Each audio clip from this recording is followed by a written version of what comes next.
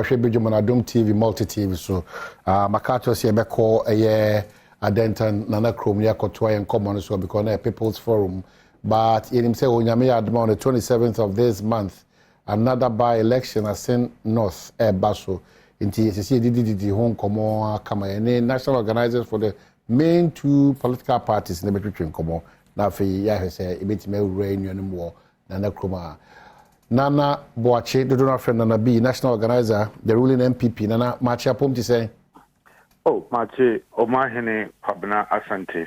Or therefore, now where? Oh, Yamadum, I think after more victory, in Shianimo, Intimima, near Juma Mokoye, even though we knew that the MPP was winning because now a beer, Modin Kunum Bresanti, and no, I'm making kind of really is by the by. I was wondering why. Who share that opinion, especially when there's a processor, here to ensure otherwise. That Jechi shares the same fate as Adamu Sakandi. NDC's politics of double standards and emotional blackmail pushing Kwesi to the pit. But what call Assin North? I mean, no, I see. Na Minchia or Tifo, no, I Nanwa Yewi Eyakumu by election 23rd. Nano Benadano.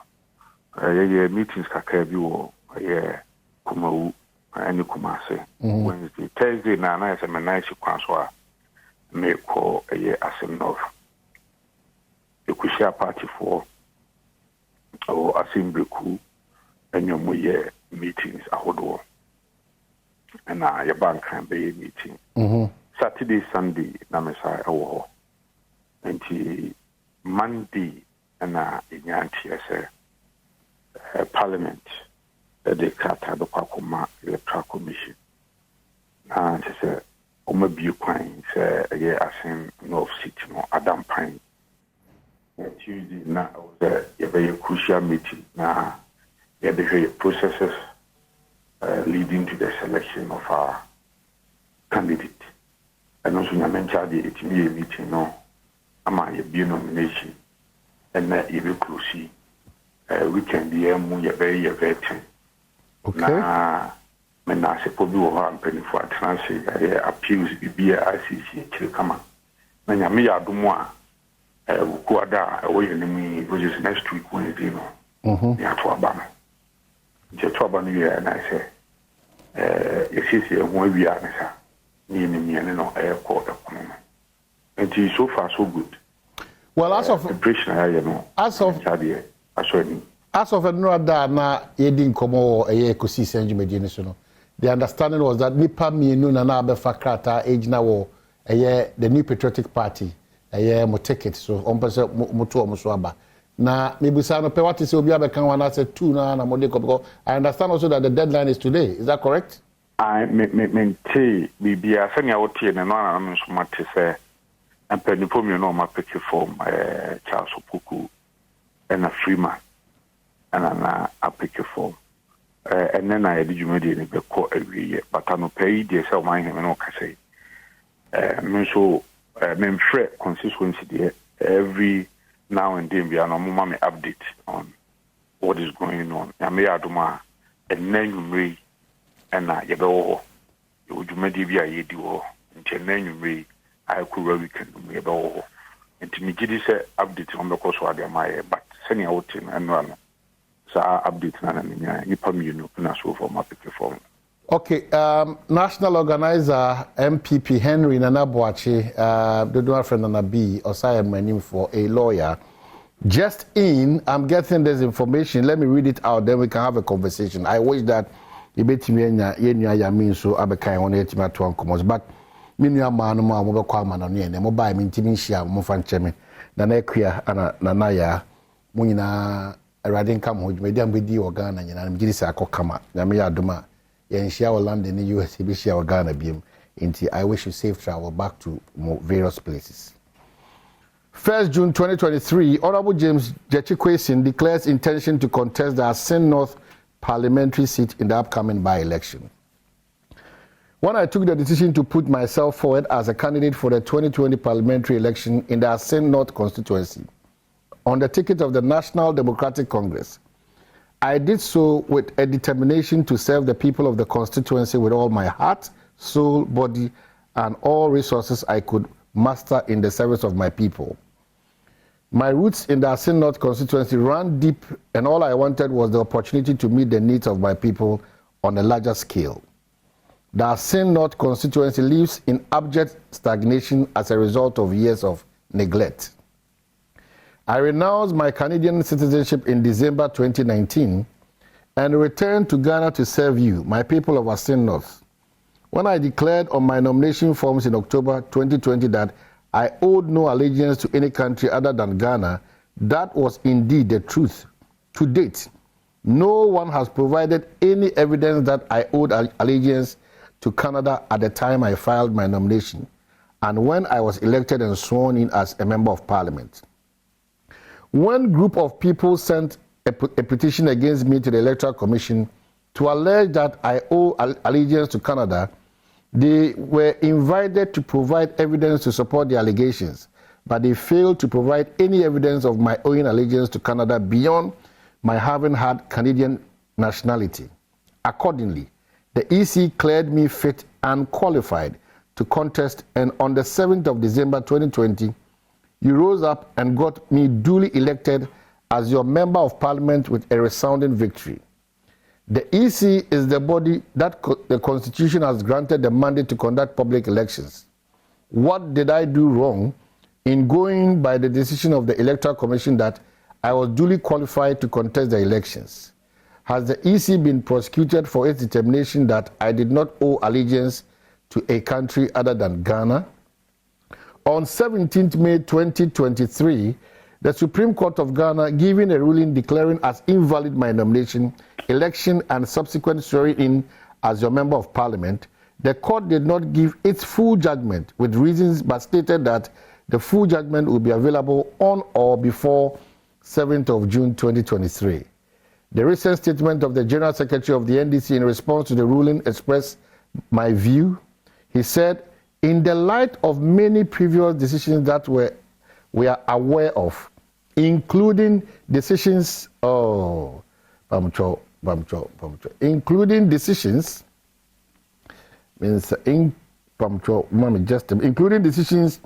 in cases involving Honorable J.H. Mensah, Honorable Baba Jamal, and Honorable Peter Amewu that state that the Supreme Court does not have the jurisdiction to invalidate a parliamentary election and that the High Court is where all these things can come from. Just a minute. To buttress this point, let me read a passage in the ruling of Justice Tokonu in the Supreme Court when the court dismissed an application for review in a Amewu case.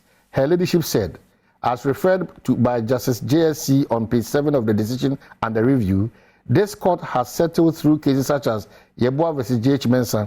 It goes on and on. Now, despite what her leadership has said has been settled through cases, we now have a decision of the Supreme Court that, contrary to what has been settled, claims to invalidate a parliamentary election. To just to finally declare that I remain eternally grateful to the NDC leadership, and then he goes on and on to declare the intent to come back again. Nana, this is contrary to the audio ban. Anameboa. Oh yes, sir. Makase, openino owabushafo bi ene mpenefo bi omuntunifo. Na obusuana odi NDC for that year need time. Elections here then he is going to lose woefully. Olusiwia, he is also facing 10 years jail sentence. 10 years. Your boss mumbrinwa emeni haimba. Ejimimene na okobo bra 41 years or Canada. Canada ho emra ho. Canada emra ewo ho. Openi ansa na yeru kokod nyonkwan obi edu akokot. Based on this particular matter. 2012 MP no Boko Central. The friend Adom Dramani secondary. no okuta British passport, okuta Ghana passport. That time, no, NDC abina na also. NDC Attorney General then at the court. Before then, na Kuyeni bia no Woboko Central. The offer say any Mahama Yarega. Or the papa no Akko court say on some fatasu bijina mu ediama eye Boko Central. This upon the non the only paper say obesum Boko Central for na. Sebi ono de wanyen ho ana se sebi na onim nyansa se on de obesum Boko Central. Yes, no papa. Yeto aba yedi yiru. Enso no emra yemra. Canada openi okwatra 41 years. Emra ye adwuma papa. Omahene so Canada da. Emra ye adwuma wo. It is a high court. I woke up push. Eti wonsem na de bia na meka se asemu ebe nyina no NDC lawyers a omutire mu ma openi question. Omudi wabro. I started from Adawudu ba Cape Coast High Court benena honum sa. Anyway, Amalibana or no ye legal director for NDC no so by of the kunto pasa and then no ne or kunto right from driver or from honey security any or more is of the kunto pasa no no actually they say untimi bi asem bi untimi nyamu bi and another person periwaja bin so ebiso. So they have never been serious about your case. And your court of appeal. Court of appeal, so the similar thing happened. In fact, court of appeal, and this is one to be assembly court of appeal. No, after now almost any decision so. Into court strike assembly out for non-compliance. And this particular matter, no, a institute or Supreme Court for interpretation. But okay, Katana, what you know, Electoral Commission was say everybody a mandate in Maninya Quenya Betu Abano, Omono, you bet you almost can one answer there because that is Yaudini Atronin that NDC for their senate. Electoral Commission here. Omono, 2 million and mom say Omo Enya Omeduma with certain laws. And you want to be determined. Say Emrano, what from Mrana, so from Mra. A whole court. Electoral Commission is not a court. And that is one thing of any question. It appears, say, Onukon Unyaye. Into the so-called, if it is. No, if it is. But the point is that if it is genuinely a mistake on the part of the Electoral Commissioner, there's no responsibility on their part. Mistake ben a woman, and Kata the Bebrom say, ye the Kata to a Mrs. So, what say we are gonna new Kojena, Mojafabia new our man for Foswa. How are they able to know?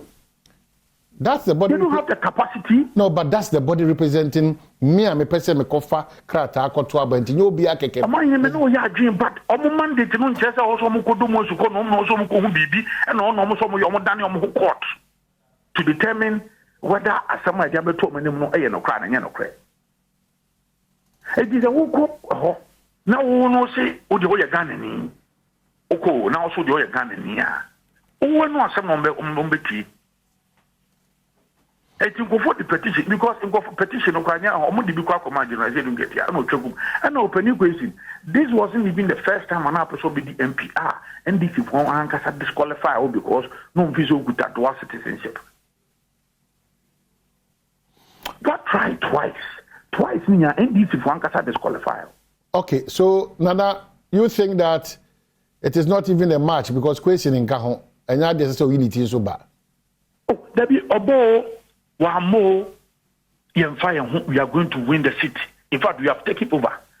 But me again, want to say, prison. So, I see don't get your own cobio. But why are you jumping into that conclusion? But there is precedent. Emra, if you be president, this matter is not different from Adamu Dramani Sekande. We quite the High Court and so. And I want to just say, Okunyano.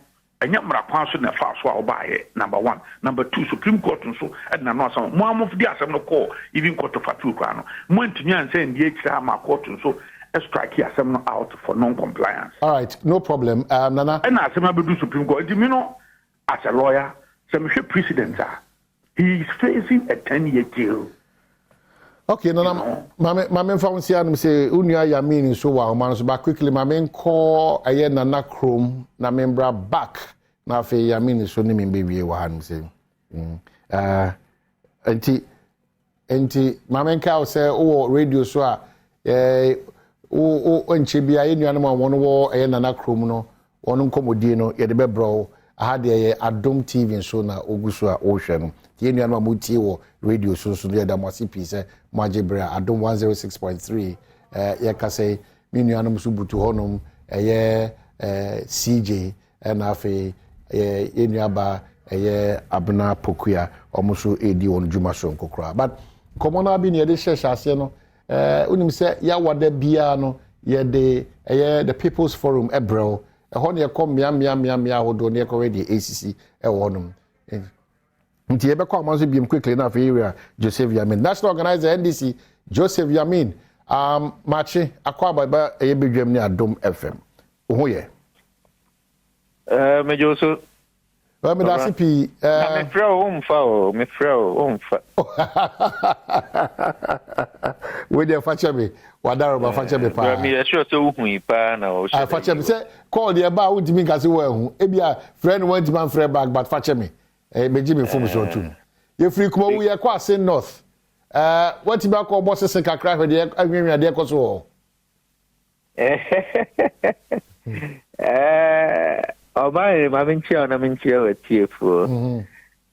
as a national organizer of the NDC any executives na ye need some baako pa me say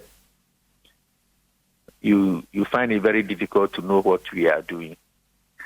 And in terms of security, and one biggest plus for us.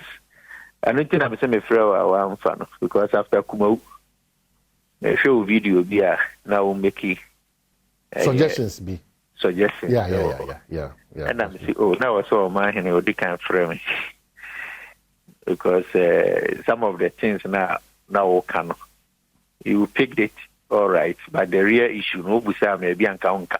And correct. For instance, when people were saying NDC and Tibian results, we had our results before EC and MPP. Well, the truth again is that lawyer Eduji Tamaklo made that intervention. That's right. Ebe kachre say, well, ebi ayenim no pese teach me minimum pese draw my attention. That's right. Say, in any case, on a lighter note, why would the losing party rush to put out figures to show say lose? That one is a more strategy, but you did well. You live up to the expectation. So on that one, at once, now catch any pulley breaks on that. But, I think it was a fair commenter. But if you say so I also try to call you. But my dream say even with that, my dream was that there be a polling center be na mulusu there be baby be the one mudi nkunim.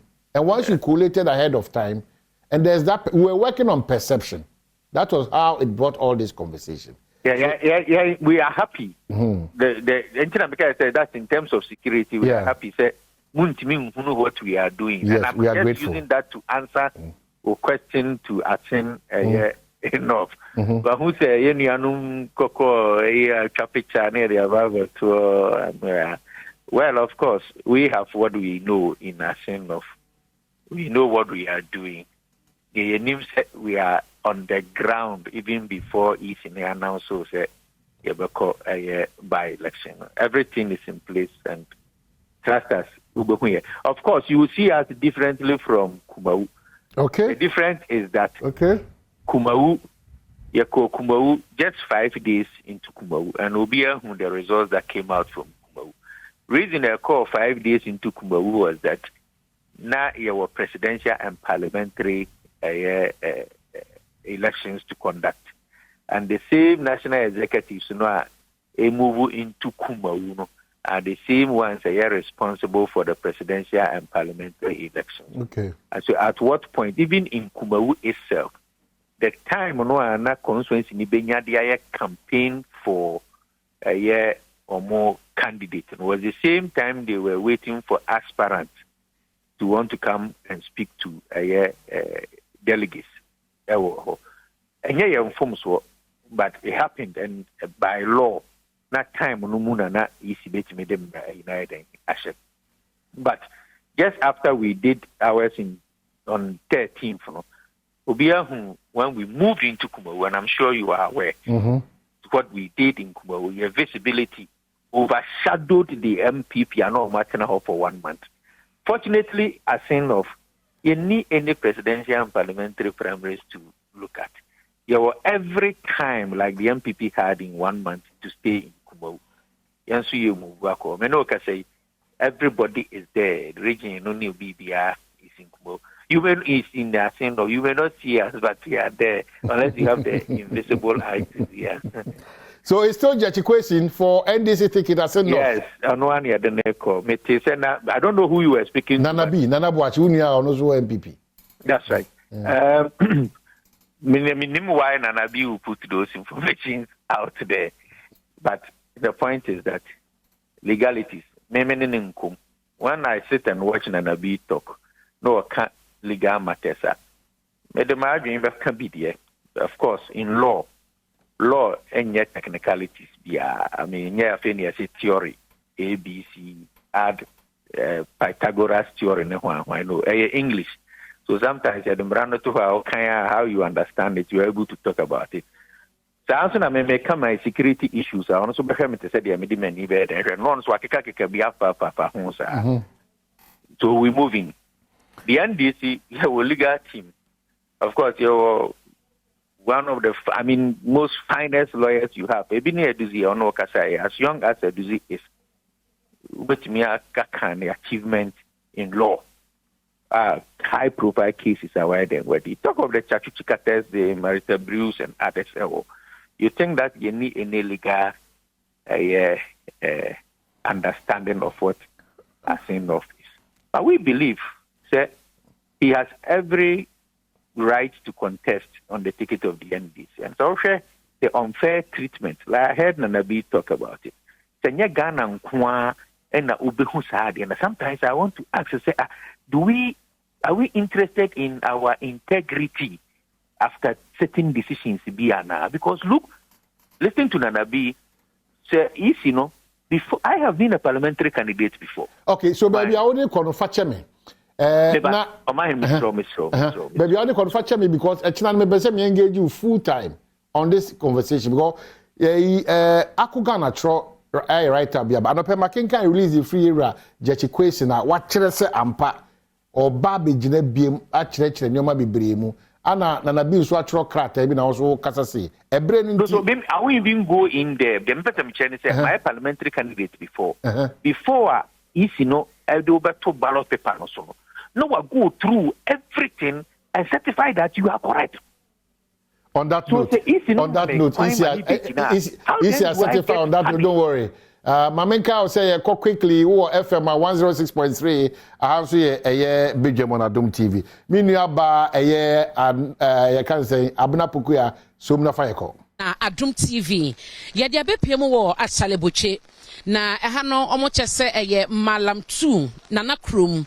Wo shamachi a ensuwa edahai obi beka se gata obi so ebeka se river kasa ensu etene omanfo bi etim potem ache so mo ba ha ba ye mfie dunsunni no na ensu ketua bi a je se etene kɔ ne ba bi na sese no emu abebia ma sensu to na eyiri famachi wo hwese dia etie wo machi a eyiri fa soa na abebua fa empotem hanom nti omo mote ha de be ma wo so wa no wo gina mu ededa ne bo eno ena ma hunu sadia ensu ne yira anode no etie ene ne hunu etie ensu asase ya epete ne eto ewo hayi no yaba ebehwe eho asem na omanfo no so kyerese wo mu de omu susue mu no se mpanyefo boa esanso wo hwa anwea kasa egu ensu ne fa ena ensu ne namfa enti se eto a eyiri free aburi mepo so na sania abegu hanom na ano aye dendenden Omanfo chese obo breye pa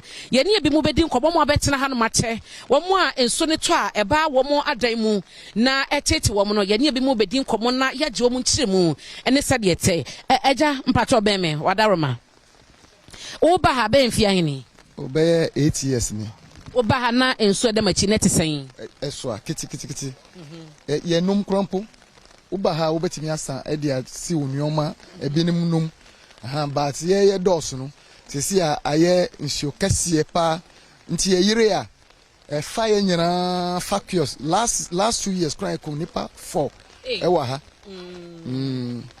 na wo sha se mo de ma wo ha na ye nsuki to amonom edien na amanso na tra be ye kase esa sisi ano on say amanfo si edan bebre fie kase na some of the places no so dam or Hobart omo fili esi dan wo so na obia bie ni gutters no side gutters kitikiti no omo di ni nyina go we no nti ama we aye kase nti ha ye papa edan so ni to ye yire ye da ben be 3 weeks ni be 3 weeks ni nti ebu amanfo fence wall bebre erua ebinum fie ebinum kura kadem ye dede wo dem nti ye dwane ye ekofa nipa no wo edem nti ahade every year bia etimisi be 2 times a year mate na wo hwe sede o che musenso ne yiri na ye ba no afiefie bia mehu ye no wo musi pampim akasa e wanim sede nso ne yiri a na meben binum na matie o munche munti no mame nko na area hafo de o mabapa aja o de bra me wi amane me mame akasa pato wo betena mfia hini pato mo wa be 12 years ni na ensuo no den na senate ye wo ba ha na tesen e no ha be na de mamo na me nukuru ni ya me ba no no na gata obi ka chem sa ebese a meka se entimi nyese because na ye got afia bi a ensuo choma yetimi num yetimi di sinyama but times come on na ehun se gata ni nkasa no se timiti won nsuo nto na na kuruma be na egota na yema because ebru ni nyina eto ebru a etimi be fa antimun gata nen kasano se un gata no enye gata keke em se ye river enti no ye area am ye masa enso yire anye yize mutimiti ona enso na bedu uko anye yize enti no amo na ye free ye pay free aban o se won just say na obe because I do it there on so mutimiti na on so mu mbeyim sensuous at se beto a na say ya no mobile omoba nso to bakwa na asa adi nyunu agum nti concrete na hia nti yesro omo hwe no omo boy me da se me ne me mama ba kwa ha enkasa ma Adom TV Adom FM ye mo achi yenwa wo ye batan so ni yiri musa na wo ne nkwada no ya mo ye den so ni yiri yesano first ni ya ba ha no about 17 years ago ye ba ha na so na nti say but nso na nti say but e wo ma na ama for start ba no ana nso no e trey say na gota na etumi ye fin ayemma with ania omo mbeyi ta me be hia so mbeyi man no right season no omo mbeyi nke nso na etumi kura ta nso nso na nto wa ha na yiri ta nso no nto na chese ne sauce ne fi baby na eba ento ye be hu na gota na yema na ye nyina pie nti aha no ye dodo ye hu nti e ba say even fa anajo eyiri a na obi afre nyoko mumpie o na ba o mumpie na ye nyina pie akogina lord kwan no atanze tumi gina hokwa kopim sa adechi ansanso no ba fanso obi abeba ni bia be ye adwuma wo be ba odanso na odem aye poto na nyama na ese nti na obenya no wa fa no sa nti na etira ye sro mo ombe boaye pa na ya brewa ha ombe boaye mateba ma me da se me ma me no bi so e wa ha me wom ma be me maka me kasa o me nteka anya sho me dia menti ase ba o dia bra de o tie beti ase ma be me na be ka kire me be me aha ana wo kasa wono menka ne seyin patro she camera ne mame aha mama menti o kasa patro ye ba ha no ache na enya sa na ete na sesi ade o ye hu aman senso ba ye dem niama ye beko ebia na wa ka dem ho ye ensuo na ebedu ha na first na enya sa na ete mpacho ye hia emboa na mumboa mae why me da se mama ti wo hye empotam hanom a afie wo ha no edroso school kra ewo anim honom a yetwa mu efiri ho ebaye na wo hye machi susu ha ya na obi na ne de esi aboboa no na ebra mo baye no madaroma mama 17 years no na adan ya esisi nso ya no nyina no ne wo hadada na bebre ni ha na dan no bebre ni ha na dan no ye few dan na wa ha ye ba ha na light kura ni ha nti omo start sisi dan no ana nso no ana gota no so ombe yiye no omo yi bas ye side instead omo de be call the other side space wo no na omo de aba ye side na dan bebre ni ha na ye dan kakra bi na wa ha nti mo sha nso ni mu yi na mpanyifo eyi no ena ama nso na tere anasa dan na o masisi no na si nso kwan anti nso no nya ba bi mfa patro wan be ya no ama me aja patro bra yen kasa me bi say mo sha you can speak to o dem ka twa na waka brofo why na me kire say nso no se mo se mobile 90 say enti se atre no eye emu yi na mpanyifo betimu no ena mana yesi anasa dan na mo sisi asi nso na no ena si nso no kwan. No, they have built, there are some places that were plain and they're like, plain area that the water always passed there. Okay. But for now, they built a lot of places, they filled those places. So now the water cannot pass there. It's only passing here. It's the only way the water has been passing. That's the only way. No, not this one. There are a lot of them at the back there. Those places, they are empty places. Even at the top, there are big places. Even behind the whole place, we have a lot of plain the valleys that the water have been passing. Okay. But this time around, they have built around all there, so no place again except this place. So this place now is too small for the water to be passing. So because of that, small time that it's rain, the whole place will be flooded. If you are here for some time now, if it continue to rain, this place all will be flooded. We can stand here. Okay. Meda senti o trese ebi mu abesisi adan ewo enso na hye so me pese yekọ na yekọ hye chairman ye bekasa chairman to de yenko ba bi a o masisi eye pampim ewo afie nanim honom no na yenhwe sedia etie nti o mo chese enso de to aba bi a menam yi nyina no aha eyiri fa hanom nyina fa afie no na o mo de ensusuye bi ekire me ase enso ne to a ehọ na eyiri bedru nti se eye demu se ya bonten enso no yiri fa epetemu ha nyina na ye ba ye no ba bia na enso no ededa ye de atwen ya hyase edi dwuma no enso no ba soro enso no eyiri ba soro ma chese aha so de aha etro pa aha etro enti me pese me nkire ahwefo ene atiefo bia ya meka ho asem pampima o masi na wo ma ewo wo mu afie ano no wo mu di emu nkire mu ama ye die ntia o ma ye ne sa ene de o mu susu se ebetumi ediaba aha ma bedru ha ba ko ena ewo me benkum so ewo ha yi we kra de otum se fie a store dan ewo ano me patcho chairman me ye nhwe nti aha no wa hu nti wo hwe se de concrete pa na o ma hye ewo ha ya ensusuye no eye ensuo na eyire no ene se o mo pese o mo disi kwan obi nso aboboa no ni o mo chese nsuo ne to a eyire anti no ba bi a wato wo no ede esi no eho no nsuo no eyire no edantie ne sade a oto fasuo no ewo efie nanim na ode esi ensuo ne kwan se de be ya eyire a entumi wram ebi nso na wo hunu wo ha no nti access strategies a ebi mu a etiti mu no edi gu akwan se de be ye na ensuo ni yira enwura fie nim ena wahunu no na eno kra no patwa fie yi hwan na wo ha menyo bi ho na di nkomo bema enya hwe se de wo kan no kra mu da ho enti se de mato wo no nso de to ai ba fie ho eyira e ba enya se na wo yi di ase emfaso amaso dabi de bia na ba mo o se ya start free from ye to 2 course ansana so foforo aba asaba top ya sato 2 course biom sesia yentimi ntu biom because say to anso be flow na sese ba bia du mo se mo tu bia kokora nche se masi mo kwan mo ntumi mpie no ti na maka no sir yes akra nka mato kra ama na atra gate no no. Enti ehde na mo be ka kire mpanyufo. E pese omumboye na mu ye gota no ma ye brewa. Enti se wo say ensu no yiri na osimo a ededa wo he. Da mi kon. Ko ankasa. Efie ni wan kasa. Ko we untimi cross mba se ye bet na dam no. Ansa nsuo no nko a na ya pie aba abonte. Nti edi be se na he ansa na nsuo na twetwen. There.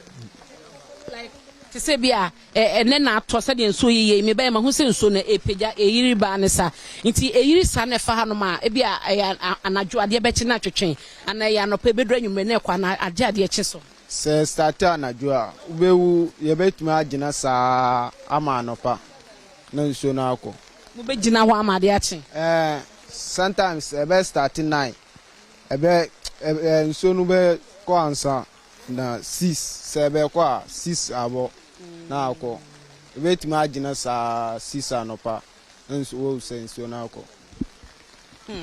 Martini ene chese ayam hihie mu pa na omanfo de te ha se nso no June July obi anim se eyinsu tobre eno na nam so ama Adom TV ene Adom FM the People's Forum ye dia ba ha be me na woti ha bi won me pa cho an me ti ha bi o fa he me we ti ya na wato woni bi ana pampim no wasi bi se de nso ni ba be bo ho ban me so ma to wo ni bi ba nsuo na bu no and I say si pampini bi wo dan anim so still nsuo na rem enti de e ka cha ban ne say yesre no on be gata ne man gata ne na hian so be gata ne man a ye ha oni nyina so betwa ba nsuo na ba hwemi tintin say nsuo na tumi de dambo ono pokra enye easy etumi ba kodu junction na amufi oba e yiri fa ha no nyina fa kwan ya fa so tintin kodu junction no so junction enti nyankopon na eja osuso emu kakra nti de e kan say aban ohun ye mobo because ye kasa e ndudwem je say ye na ye ka chem na homo so mate no ma ba ye moa ti de esra aban ne say on be gata na eden emfa man eno ana ye ka kire aban mate mama bra ma so ano ye o meka kan bia ka kire me na ma kan kran frame a Pacho yo yesra aban ena no pay se mo Adom FM ayeye mo abedu ha dia yesre no ombe ye mo san se ye nyama nyina sei nyama ya tuto nyina sei omo ba so sa ombe bo aya ebi wo wa nyama na enka yensa ye bibia sei because ye ya bata insuo ni ba se ya ebi wa me ba shemechi me wola da bi wo de no mu e na ma full leather no ni akotena ceiling ni top ti yesre but anu so omu seni omu ye no enti eya na anya no asa tomu ba em se omu ya concrete na ebetuma boa ye nkakra esan se we no kro omu be ye no nso na tumi ba ma afru we no kro bridge no ma ye wo ho no na no de ye ba na bridge kese na wo lori kwan nim no lori kwan wo ahwe line no kra wo hwe line na e ho ne koda enti ye kakra nka e sa ko road no so prama full road na abeye sesi ya no nti yesre omu tumi ye concrete no wo inside my ya ebia ye hu beto ye nkakla ye ni ye mba u kitankwara he me ba cho me kitankwala 7 nketu ewo mu ye emfie ne ye be sen nketu ewo mu no ba ko fie ye 2 years 3 years nti last 2 weeks and so ni yiri ye no nyo nkwara no ye den wodan ni no yes no mama mu akọ school enti mi ma omu tena school honomu enti starti bet say 5 and jai sa bet say 12 something class and nsuo ni jai anajo starti 5 no ntina nkwara no we omu school omu tena honomu mi frey say mi honomu ni nye enti ma omu ma nkwala ne mba enti omu tena honomu enti omu ambefie enti adichi ye no na omu dwale omu wo ho na mi sa fat achenum and I'm go change your muhuna me be fie as an me ba be sie dan mu because na ye nya ba bi fire team to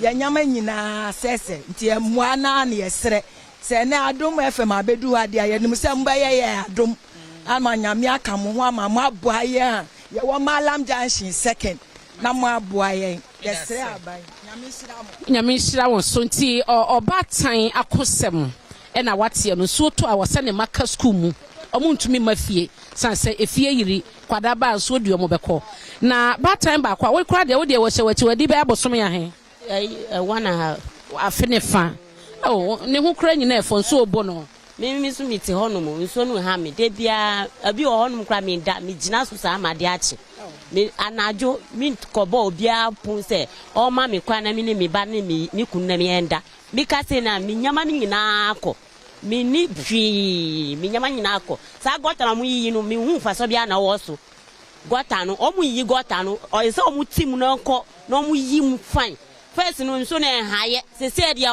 o ma sisi gota dani we ni nya socket ni nyina agum bibia nti mi pa cho mumbu aye se mumbu aye mbetia na ye ba ne de ye nyina nso ne die beko last bi no aka we no 2-3 weeks dia mu ka no aka kitu e bi me ni ho mi tu kwan aka mi ba ne wo ho no o ma ne ya he o mu ye fo no aso mi de yi mienu mi de we no ade tu kwan ko ye aka miensa mi kunu o mu fie ye be ya he ba ku o yi ya fa ni say 16 ani 13 10 years me ni ho mi tu kwan me ba no mi kunu so ko adwuma na mi fra mi mami o wo phone so aka se mi ba ni school nyama ni nyina ko ye na kwara ne de o mutumi dwane mi sisa mi mami na wo hai na nka on fra mu anka so de o mu nyina ko ye mi ka se ne mi bibia books ni nyina school ni nyina sre masa start to mi niska mi bibia ko mi ka se na mi ni hwi mi fra mi sre nyama ansa na mi si nyama wum edi ye aduane wum nti mi sre mu mumbu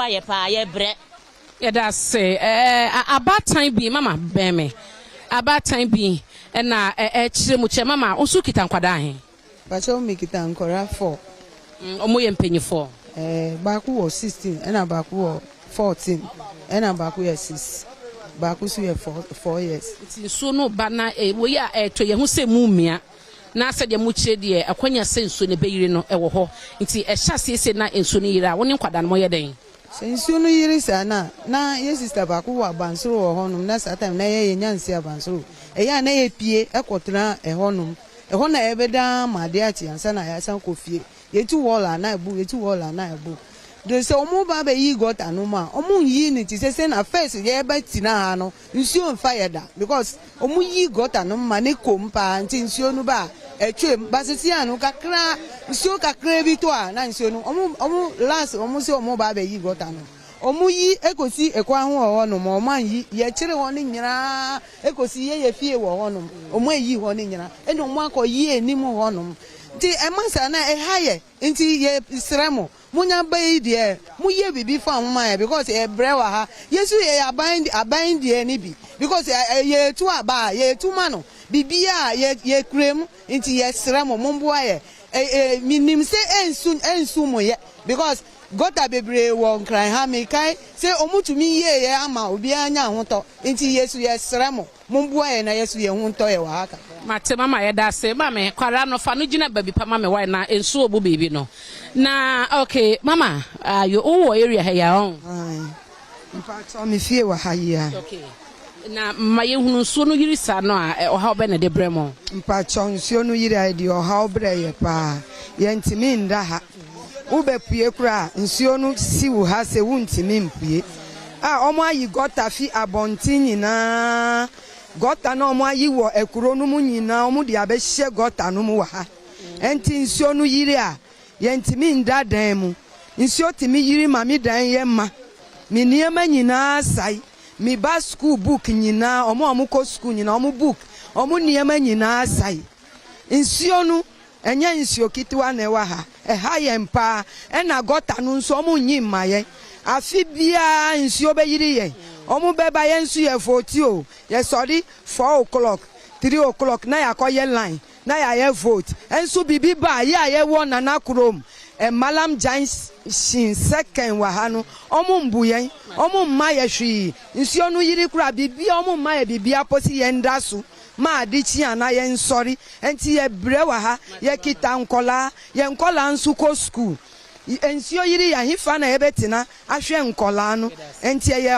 ohaw kese ema ye enti ye sire aban no si onti nani embehwe ye ye brewa ha ye oba tan ye dooso enye me nkwa na meti ha se me da se wate yate me da se na meni panyi ba ko ye so ba mansin yi mu a nadbo wo mu ya turenche mu aboafo papa be me na em se adwuma de mu obi ye pato de gina ha ya mame na ehwe ha me pato gba odin no ene opposition wo mansini mu ha ya denta municipality me boa enti wo ye den the friend Alhaji Gani Usuraj deputy director of Nadmo enti Nadmo de mom no enka e be ka se mu ntwen ma torenchem ne ma enti de na ma ese mo de bebo ma fo mo ha em say me dase me thank you for your listeners em say every year on say Sagota we every year bia if you can test so be say among for now more area every year, even as I'm speaking right now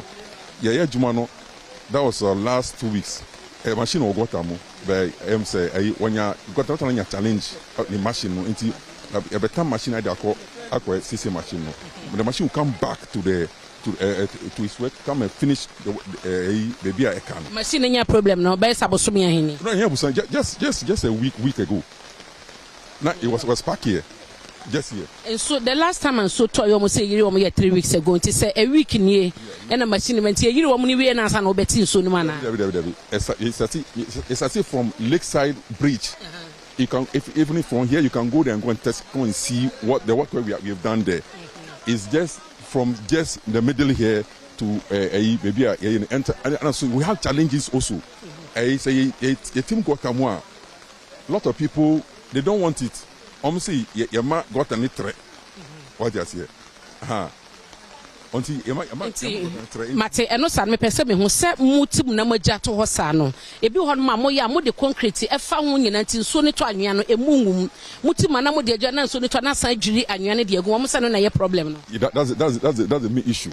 Main issue nti de na mo ya fa. Yes, we are working on it. That on this a central government out to come in. Nti enkum ni pa hian san na ma work on it awie. Yem pese we say yem pese obi ewu. What you are saying, person be one you want to say preventing life. What you are saying, we don't want somebody to die before we come in. Me da se pa na ene ye ba Malam Junction 2 asaleboche babi agina eye nana krom yedu besi e wo ha edian meje so ene abena pokoa ahwenne ima eye me cameraman na Karo enso eka ho eba ye social media Aisha Ibrahim ebo michidom e wo ha na ima so ne dobo yima omo nyina aka me ho na ye ba ya da wase ye bedi akire na amane bi eka ho bia ne ye ba ye kase ba hodo a edidi so no obeti e wo mu yakra mo Joso had me say abna pokuya ahwene so on Adom FM 106.3 na afi Badwam on Adom TV ejumedi edi de come mountain so no eno ana ye ne awie no kama wahwe hawa ewo eye nana krom ewa denta bia wonom no bigiri se mpayifo betu adamon quickly na omakohwe ho esem aka. On that note, 1st of June the trading ponyankopon asese de ne so a chain. We are traveling till December into Onyame hu yemobo no ntutu ya na monsi ye beda wase so pa se wagibre no wahwe Badwam on Adom TV multi TV. So on behalf of the entire team no led by Yenu Abema Kofi Ampedu Welbeck, ably supported by Dominic Kisiaboa, camera, sound, lighting for and set designers and control for Mejino Munina Nema that also as a sort of Jibreshe. If you want to Jibreshe, no, we will forever appreciate you because they be a lot of options. But watch the bread share on Adom TV. Koso share Adom TV. If you say you're on your papa at the mouth. Yeko.